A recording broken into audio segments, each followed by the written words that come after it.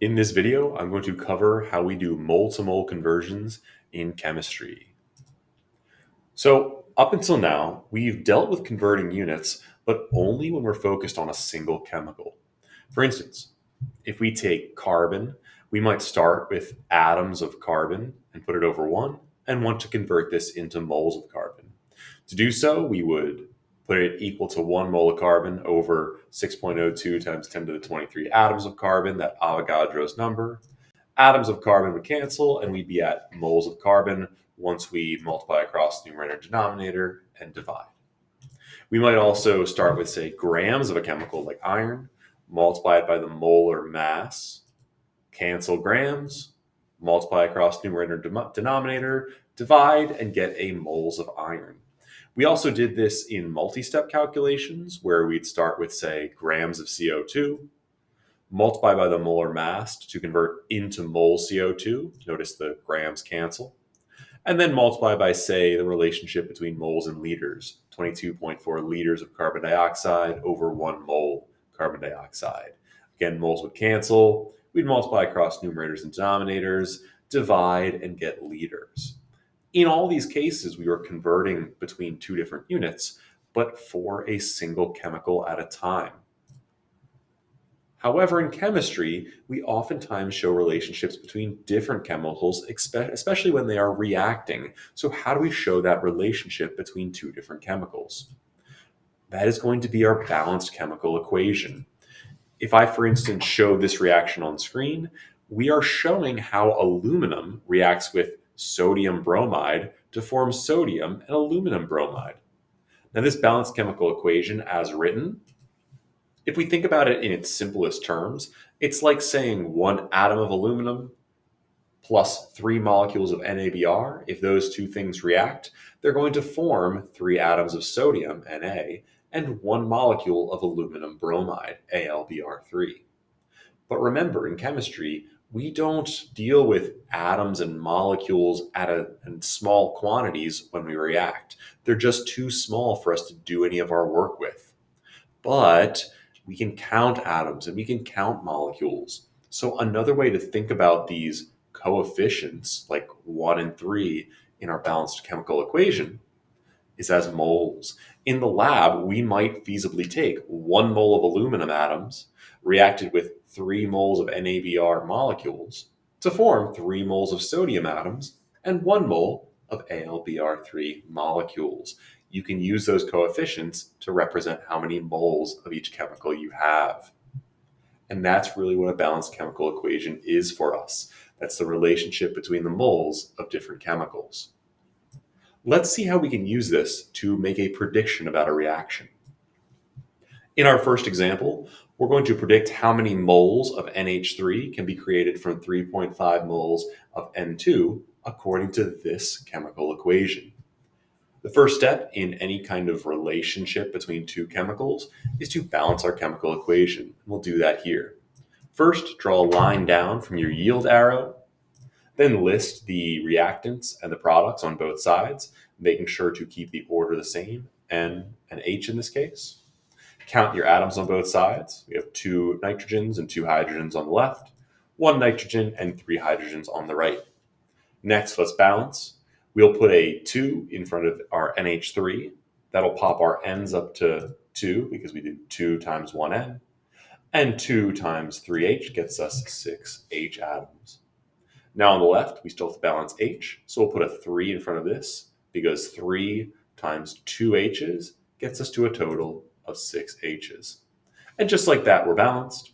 2 N's on both sides, 6 H's on both sides.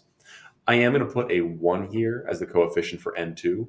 We don't have to do that, but it will help us see the relationship in our balanced chemical equation and how we're going to use that.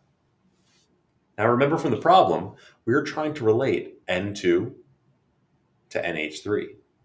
And these coefficients tell us how the moles of each chemical are related. For every 1 mole of N2, we're going to create 2 moles of NH3. Now as a conversion factor, we could write N on the bottom and NH3 on the top, or NH3 on the bottom and N on the top.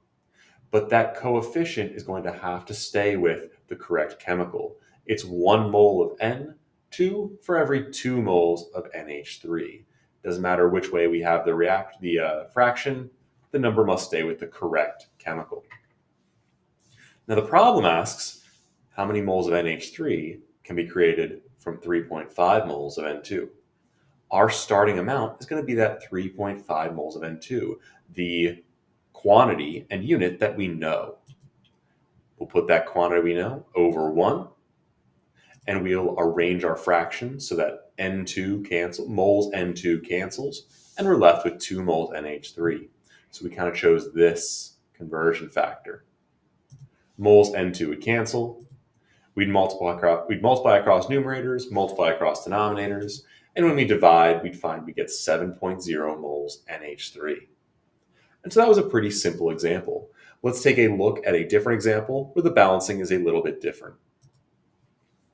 In this example, we're going to predict how many moles of Al2SO43 can be created from 6.0 moles of Al, or aluminum, according to this chemical equation. Now, when I'm balancing this, I'll start the same way. I'll draw a line down from my yield arrow, and I'll list my chemicals on the reactant and product sides. Notice in this example, SO4 is a polyatomic ion. It stays together on the reactant and product sides, and we will count by SO4 groups. On the left, let's start with aluminum, 2 hydrogens, and 1 group of SO4. On the product side, 2 aluminums, 2 hydrogen atoms, and 3 groups of SO4. Let's start by balancing our aluminum. We'll place a 2 in front of the aluminum on the reactant side. 2 times 1 will pop our aluminum up to 2. Now we have to balance SO4s. I'll put a 3 in front of this to give me 3 times 2 hydrogen is 6, and 3 times 1 group of SO4 is 3 groups of SO4.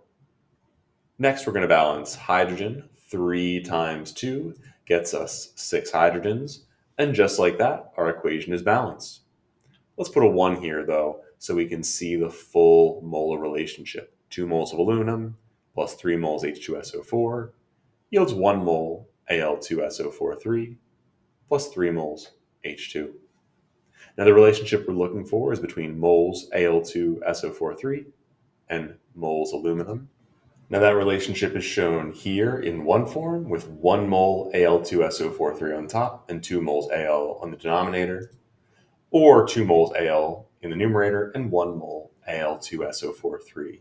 Notice the 1 stays with this Al2SO43 and the 2 moles stays with Al, just like in our balanced equation. We'll set up our equation with that 6 moles of Al to start over 1. We'll multiply by the ratio that puts 2 moles Al in the denominator and 1 mole Al2SO43 in the numerator. Notice we could just pull these right from the balanced equation. 2 moles Al, 1 mole Al2SO43. Cancel out moles of aluminum, multiply across numerators and denominators, and divide to find that we'd end with 3 moles Al2SO43. And that is the process for converting between moles of 2 different chemicals.